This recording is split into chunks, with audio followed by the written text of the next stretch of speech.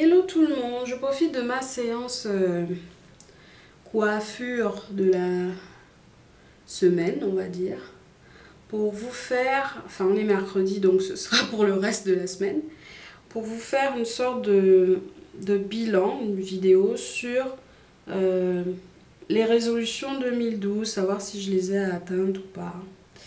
Donc, excusez-moi, hein, je cherche mes pinces.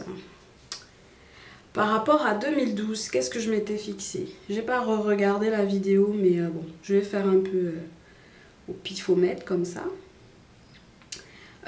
Donc c'était quoi? 2012, c'était l'année du beau cheveu, supposément. L'année du beau cheveu. Avec le recul, en essayant d'être plus ou moins objectif, même si c'est un peu compliqué, n'est-ce pas? Je peux dire que j'ai des cheveux qui se sont embellis au cours de l'année 2012.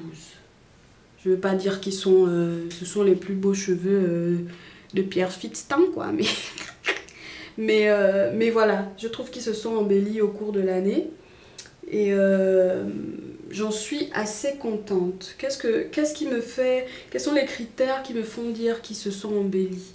C'est le fait qu'ils sont plus brillants. Déjà, même quand je sors du shampoing et que je n'ai pas encore mis de crème ou d'huile, tralala, qui sont encore, comment dire, à jeun. Pas à jeun, mais je sais pas comment vous expliquer ça, mais que j'ai pas encore mis de produits, etc. Ils sont déjà plus brillants qu'ils ne l'étaient en 2011, en fait. Donc, il y a de ça, il y a le côté aussi, ils sont plus malléables. Je me bats moins avec mes cheveux qu'en 2011. Ne serait-ce qu'au niveau du démêlage, rien que ça déjà, c'est déjà un peu plus facile. Et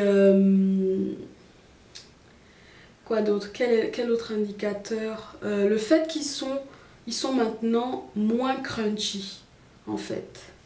C'est... en fait, avant, là j'utilise toujours les mêmes produits, hein. C'est vrai que j'ai rajouté des produits et tout ça, mais globalement, dans les produits de base, je n'ai pas vraiment changé. J'ai pas trop changé en fait de routine et tout. J'ai rajouté quelques produits, certes, mais voilà. Et avant, c'était des cheveux, comment dire, un peu susceptibles, quoi. Un peu bizarre, un peu versatile, trop versatile des fois. C'est tu finis de faire les soins, tu finis de faire plein de choses et tout. Ils sont doux, machin, et tu reviens genre 1 heure, 2 heures, 3 heures plus tard, là ça y est, ils ne sont plus doux. Ils ont refusé la douceur. Ils sont redevenus méchants. Ils sont redevenus un peu crunchy, quoi. Donc globalement c'était un peu ça en 2011 et là avec les soins et tout ça, mais bon ça j'en reparlerai après, ils sont moins crunchy, on va dire. C'est vraiment quand j'utilise un truc avec des sulfates, blablabla, etc.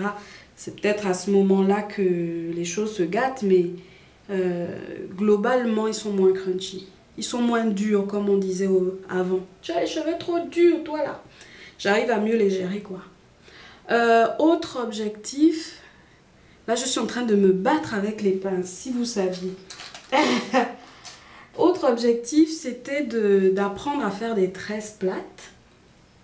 Ce que je suis en train de perfectionner. Donc, je me débrouille assez bien, comme vous pouvez voir, par exemple.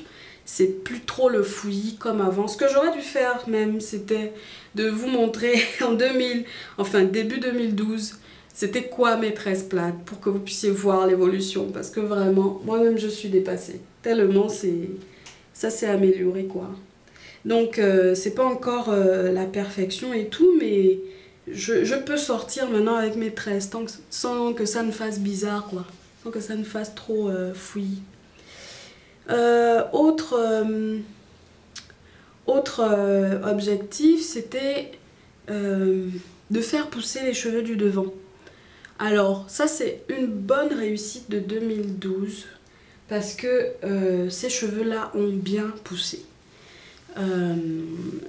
Il y a évidemment encore des petits comme ça, des petits, etc. Mais bon, ça, voilà, on va essayer de voir si en continuant le produit, en continuant de mettre le produit, ça pousse et tout. Mais en tressant, par exemple, ici, j'arrive à attraper maintenant. Ce que je ne pouvais pas faire avant parce que ici, par exemple, c'était encore trop court. Il y avait 3-4 brins de cheveux un peu longs qui sortaient. Donc pour tresser, ça, c'était un peu plus chaud. Mais là, j'arrive à attraper sans problème, en fait. Donc ça a quand même poussé. Je trouve que ça a bien poussé. Et comment je suis arrivée à ce résultat, c'est avec de l'huile de ricin. Je ne dis pas que c'est le produit miracle, mais l'huile de ricin aide à la pousse des cheveux. Donc voilà, je mettais ça idéalement tous les soirs. Au pire, au moins une fois par semaine. Au pire, c'était au moins une fois par semaine. Donc voilà. Quoi d'autre? C'était quoi les autres objectifs? C'était de tester plus de produits. Donc par rapport à ça, on va dire qu'en 2012, j'ai testé beaucoup plus de produits. J'ai peut-être pas fait beaucoup de product review en 2012. 2013, je pense que j'en ferai un peu plus. Donc, des tests de produits divers, j'en ai parlé un peu. Et puis, tout ça m'a un peu appris à comprendre comment réagissaient mes cheveux à tel ou tel produit quand j'utilise le produit seul ou quand j'utilise combiné. Parce que des fois, le produit tout seul, il donne un effet peut-être pas désirable. Et quand on rajoute autre chose, du beurre de karité ou de l'huile, ça passe mieux. Ou quand on le mélange à un autre produit pour un masque par exemple, ça passe beaucoup mieux. Donc voilà, c'est un peu ça les objectifs 2012, le résultat, un peu ça a été plus ou moins atteint. 2013, ce sera un peu, on va dire, continuer déjà ça, c'est déjà une bonne chose hein, que je puisse arriver à ce résultat. Continuer ça et aussi essayer de voir comment minimiser l'apparition des fourches. Parce que bon, une fois qu'une fourche est installée, la seule chose, en tout cas à mon sens, c'est de couper. Parce qu'une fois que le cheveu est comme ça, est-ce qu'il y a une colle pour recoller tout ça? Une colle capillaire ou peu importe le produit pour recoller? Je ne pense pas. Si vous avez trouvé, il faut me dire. Je vais mettre aussi sur mes cheveux. Mais globalement, quand je vois des fourches, je les coupe. Mais 2013, je vais essayer d'avoir un peu moins de fourches parce que 2012, j'ai laissé un peu les cheveux parfois, comment dire, qui frottaient avec les habits, on va dire. Quand on fait des vanilles comme ça et qu'on ne protège pas les pointes, ça peut frotter avec les écharpes, les manteaux, etc. Et tout ceci favorise l'apparition des fourches. Donc globalement, quand je fais des soins, quand je fais un masque ou quand... peu importe, voilà, j'essaie de mettre un peu de gras sur les bouts des cheveux. Comme là aussi conseillé, je sais plus qui sur Twitter, je me rappelle plus. On en avait parlé sur Twitter aussi. Donc voilà, essayer de prévenir l'apparition des fourches. Ce sera un peu ça 2013 globalement. Et puis peut-être que je vais tester une coloration qui n'est pas noire. Je vais essayer de faire une coloration couleur pour voir ce que ça donne. Peut-être tester les produits ayurvédiques. Les produits des Indiens, les poudres et tout ça indiennes. Ce qui était un peu...